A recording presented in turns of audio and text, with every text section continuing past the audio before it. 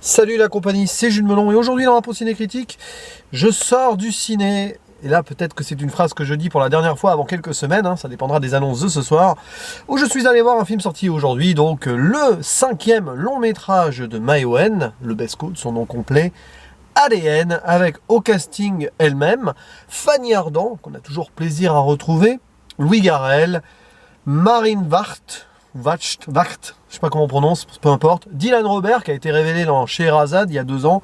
Et également Alain Françon, pour un véritable drame familial qui, grosso modo, raconte l'histoire donc de Neige, Mae Wen elle-même en tant qu'héroïne de son propre film, qui va explorer ses propres racines, les souvenirs de son grand-père qui vient de décéder.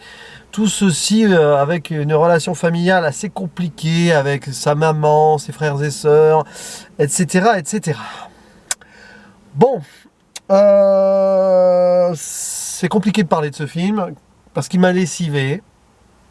Euh, oui, il m'a beaucoup touché, ému. Mais est-ce que j'ai pour autant adoré? C'est un sujet épineux là. Est-ce que c'est parce qu'un film va te faire pleurer que tu vas forcément l'adorer derrière?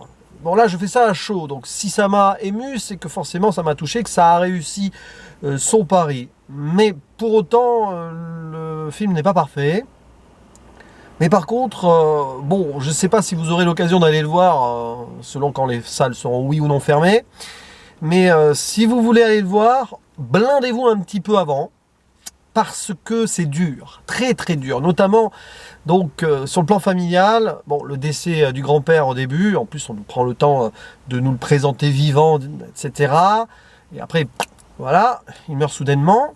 Bon, mais ce qui est encore plus triste, ce sont les joutes en fait que se lancent entre eux, les frères, sœurs, parents, enfants. Ça en est presque insoutenable par moments. Et c'est un film, c'est terrible à dire, hein. C'est vraiment terrible à dire ce que je vais dire, qui te fait te dire que parfois ne pas avoir de famille c'est mieux. Attention, hein, c'est ce que l'impression du film que nous donne ce film, pardon, oui c'est dur à dire, hein. Parce que voilà, hein, bien sûr que non, hein, une famille c'est très important, voilà, restez unis, restez soudés, et solidaires entre vous.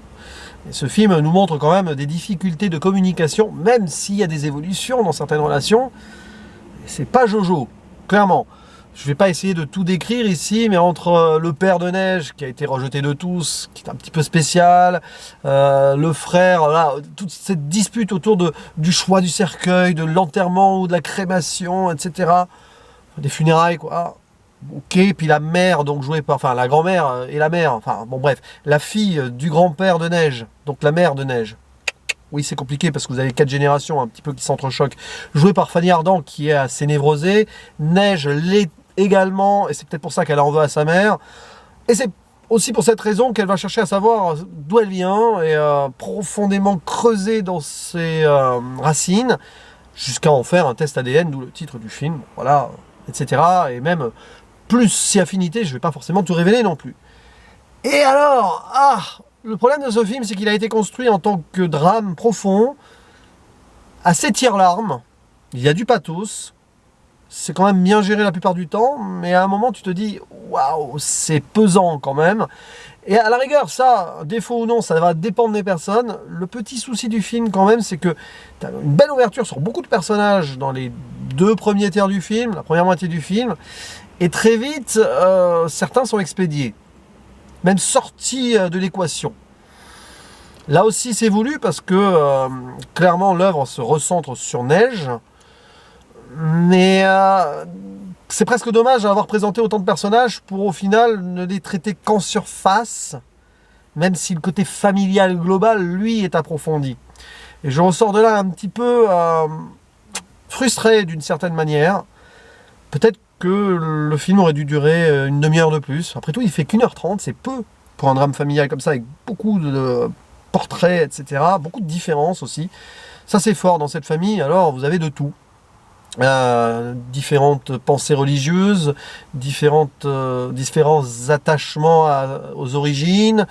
C'est assez varié et riche, mais le problème c'est que cette richesse qui nous est bien présentée, elle ne va pas être creusée jusqu'au bout parce qu'à un moment le film décide, voilà, d'aller là où il veut aller. C'est vrai que c'est un procédé qui est ici voulu par Maïwenn, qui est dans l'intimisme profond de son personnage principal, d'elle-même. Je pense qu'elle a mis beaucoup d'elle-même dans ce film, ça se sent. Et là-dessus, c'est réussi. Mais sur 1h30, avec toute cette galerie de protagonistes intenses quand même dans leur relation, eh bien, on reste sur sa faim. On aurait aimé voir quelque chose de plus organique. J'allais dire épique, non, mais vous voyez ce que je veux dire.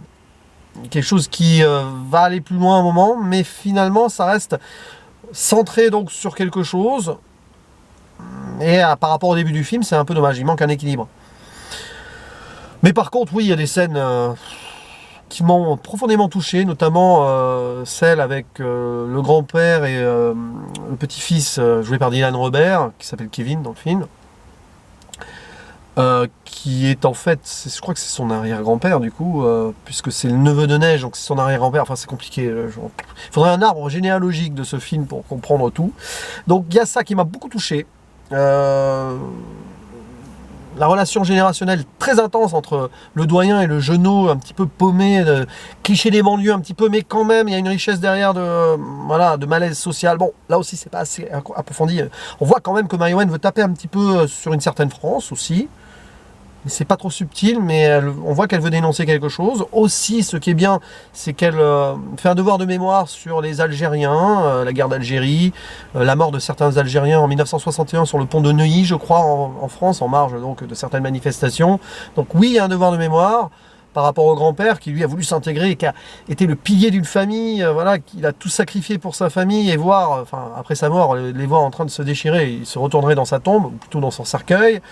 Oui, c'est très intense tout ça, et puis le film tente de l'humour, et ça marche le pire, mais est-ce que c'est bien équilibré? Je ne sais pas. L'humour grâce au personnage de François, qui est joué par Louis Garrel, qui a un petit peu mon humour, c'est le genre d'humour un peu idiot que je serais capable de faire, pas forcément dans les mêmes situations parfois, parce qu'il ose à certains moments, bon pour détendre l'atmosphère je veux bien, mais quand même. Ouais, il a un humour un petit peu idiot, comme je suis capable de l'avoir parfois. Certains de mes amis voient ce que je veux dire. Et c'est vrai que j'ai rigolé alors que 2 minutes avant je pleurais. C'est très, très étrange. Voilà. Donc je me suis reconnu pas mal dans ce personnage, qui est visiblement un ami. On n'en sait pas plus. Et je me suis aussi un petit peu, d'une certaine manière, je vais pas te dire exactement pourquoi, c'est assez personnel, reconnu dans le personnage de Neige, donc de Maïwenn. Pas par rapport à mes origines, mais par rapport au plan familial. Voilà. Et c'est pas facile, hein, quand tu as un film comme ça qui te parle beaucoup, voilà. Mais je vois les défauts quand même, sauf que c'est réussi aussi. Je ressors de là quand même satisfait de mon visionnage, et en espérant, mais bon là, je crois que je rêve un peu, que ce soit pas le dernier film que je vois au cinéma de ces prochaines semaines, espérons quand même pas de cette année, mais ça ponctue un mois d'octobre vraiment riche, en œuvres très passionnantes, sorties sur nos salles obscures, enfin sur nos écrans et dans les salles obscures, enfin vous l'avez compris. Allez, je vais mettre un 7 sur 10, très temporaire. De toute façon, toutes les notes que je mets à chaud comme ça le sont potentiellement temporaires.